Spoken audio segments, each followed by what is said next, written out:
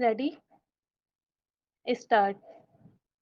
भारत की आबादी के सबसे वंचित और कमजोर वर्गों के लिए गुणवत्तापूर्ण स्वास्थ्य सेवाएं सुलभ कराने के विचार के साथ आयुष्मान भारत प्रधानमंत्री जन आरोग्य योजना भारत के स्वास्थ्य प्रतिमान को बदलने का एक साहसिक और परिवर्तनकारी संकल्प है।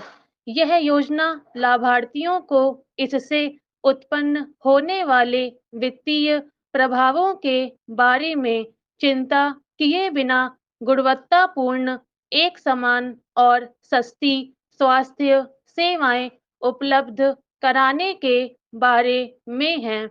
हालांकि यह विचार नया नहीं था, लेकिन इसमें अलग बात यह है कि यह योजना साक्ष्य आधारित नीति निर्माण, चुस्त योजना कार्यान्वित पर आधारित है और स्वास्थ्य सेवाएं प्रदान करने में नवाचार को बढ़ाने के लिए प्रौद्योगिकी का उपयोग करती है। आर्थिक और राजनीतिक दोषों के लिए सरकार और नेताओं को जिम्मेदार ठहराया जा सकता है, लेकिन अगर समाज में दलित के प्रति आज भी घृणा का भाव बना रहेगा या नारी को मात्र उपभोग के भाव से देखा जाएगा या घूस और सिफारिश से अपने बेटे की नौकरी लगवाई जाएगी, तो उज्जवल भारत तो छोड़िए, हम देश को रहने लायक भी नहीं छोड़ेंगे। एनसीआरबी के आंकड़े बताते हैं कि देश भर में दलितों के खिलाफ अत्याचार की 70% घटनाएं उत्तर भारत के 4 राज्यों यूपी, बिहार, एमपी और राजस्थान में होती हैं, जबकि आबादी में इनका प्रतिशत 40 है। राजस्थान के जालौर जिले में एक दलित छात्र की सवर्ण अध्यापक की पिटाई से मौत हो गई। रोज दर्जनों खबरें बलात्कार की आती हैं।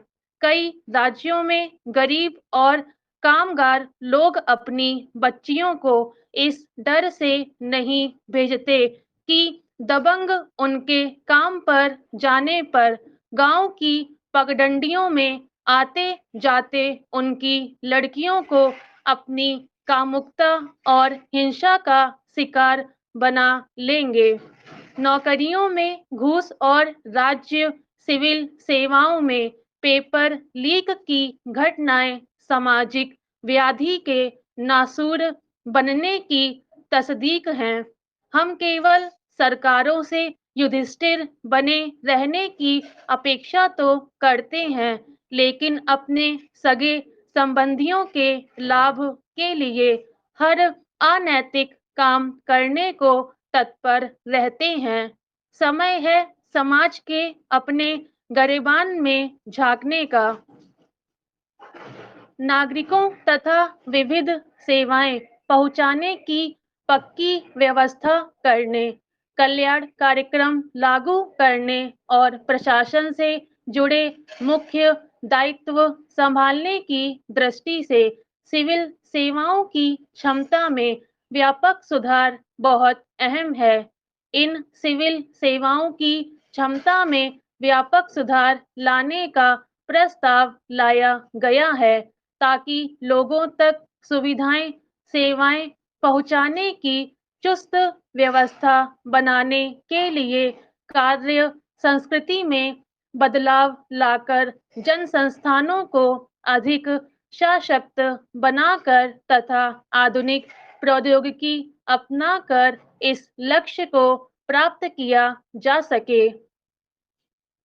मिशन कर्मयोगी का उद्देश्य सिविल सेवा अधिकारी को अधिक रचनात्मक, सृजनशील, कल्पनाशील, नवाचार की सोच रखकर आगे की स्थिति के अनुरूप कार्य करने वाला पेशेवर, प्रगतिशील ऊर्जावान, प्रेरक, पारदर्शी और प्रौद्योगिकी की समझ रखने वाला बनाना है, ताकि वह आने वाली चुनौतियों से भली प्रकार निपट सके।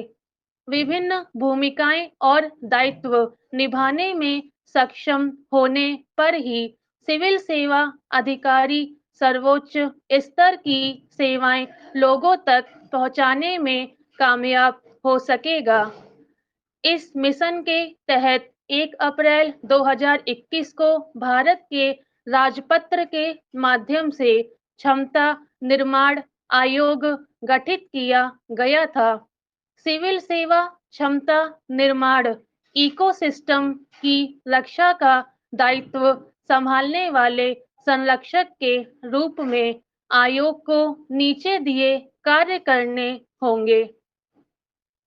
महिला सुरक्षा का मुद्दा जिस तरह से बड़ा बनता जा रहा है, उससे यह अनुमान लगाया जा सकता है कि 2024 के लोकसभा चुनाव से पहले सरकार महिलाओं को लेकर कुछ बड़े कदम उठा सकती है। कांग्रेस, टीएमसी या जेडीयू भी अपने शासित राज्यों में महिलाओं को लुभाने के लिए कुछ घोषणाएं कर सकते हैं। जिस तरह नरेंद्र मोदी के नाम पर बीजेपी को लोकसभा में दोबारा मिली जीत में महिला वोटर्स का बड़ा योगदान बताया जाता है, उसी तरह बिहार में नीतीश कुमार की जीत में भी महिला मतदाताओं का बड़ा रोल रहा है।